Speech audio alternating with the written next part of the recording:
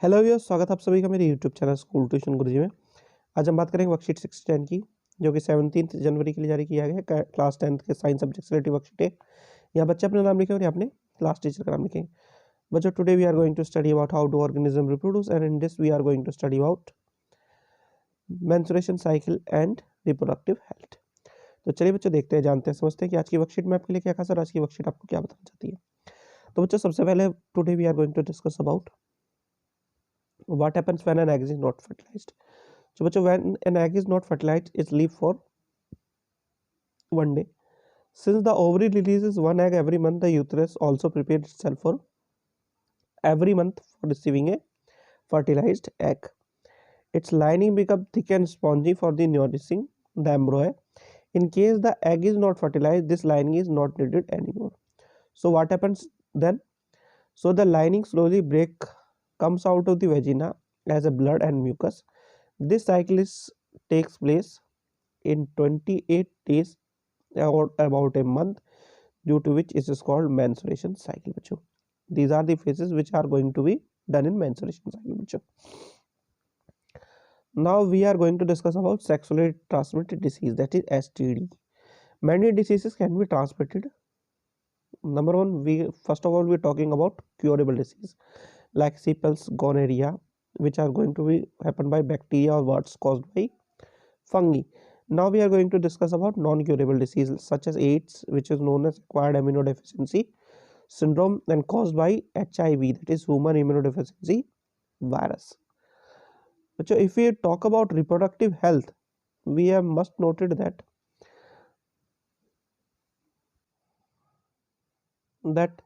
it must be noted that reproductive health of an individual by maintaining hygiene and healthy sexual practice is not necessary only for individual but for flourishing nation too. And another moreover the factor that is useful for countries like India was that the major aspect of reproduction is increase in population, especially for country like India, as there possesses a grave threat to the resource availability, causing poor living standard. बच्चों, अब बात कर लेते हैं बच्चों family planning and methods of contraception की. So first of all we talk about mechanical barrier.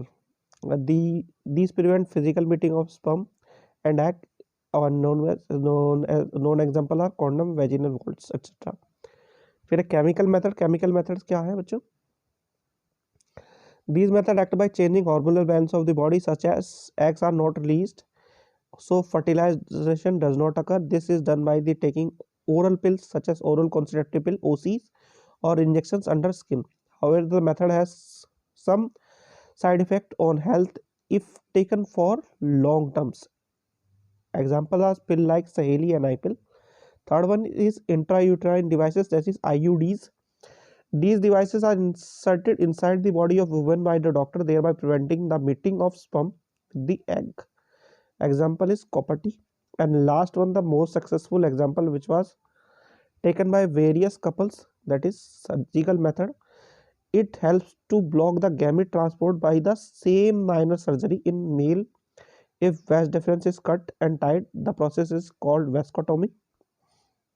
And in female, fallopian tubes are cut and tied, the process is called tubicotomy. ठीक है. अब एक चीज और बजाती है बच्चों, वो है another method of asexual reproduction, that is tissue culture or micropropagation. In this, the tissue culture, a new plant are grown by removing tissues or separating cell from the growing of a tip. The cells are then placed in an artificial medium where they divide rapidly to form a small group of cells or callus. Now here the callus is transferred to another medium containing the hormone for the growth and differentiation. The plantlets then placed in the soil. If they grow properly, then they are going to be placed in the soil, so they can grow into mature plants. So what we are going to do, using tissue culture, many plants can be grown from one parent in disease-free condition.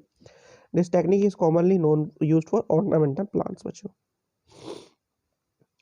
अब जरा बात कर लेते हैं बच्चों question answer की. तो सबसे पहला क्वेश्चन है आपका, surgical methods are generally considered as permanent method for contraception. Why? So generally in surgical method होता क्या है कि it helps to block the gamete transfer from by this minor surgery.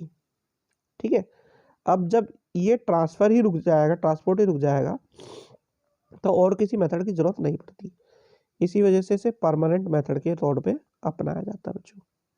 ये आपका आंसर 1 है। फिर है question number 2, India need to adopt a strong family planning law, do you agree Y?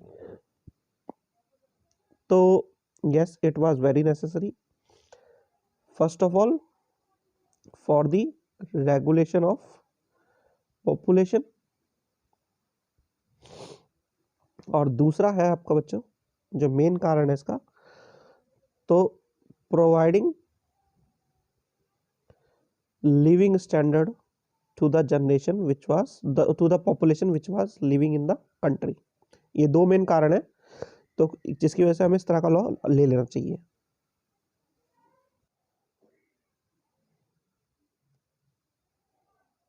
अगला क्वेश्चन है बच्चों, question number 3, how do oral contraceptive pills OCs prevent progeny?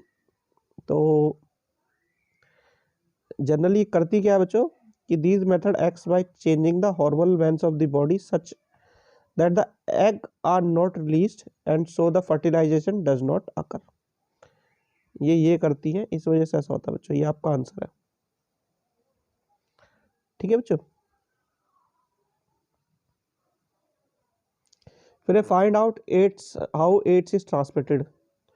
सो पहला इसका कारण है जो अनसेफ सेक्स है उसके कारण, और दूसरा है बच्चों जो अफेक्टेड या पॉल्यूटेड जो सिरिंज है उसके यूज से। ठीक है, फिर है question number 5, women is using CUT यानी copper T, it will help in protecting from sexual transmit disease? तो नो, इट डजंट हेल्प।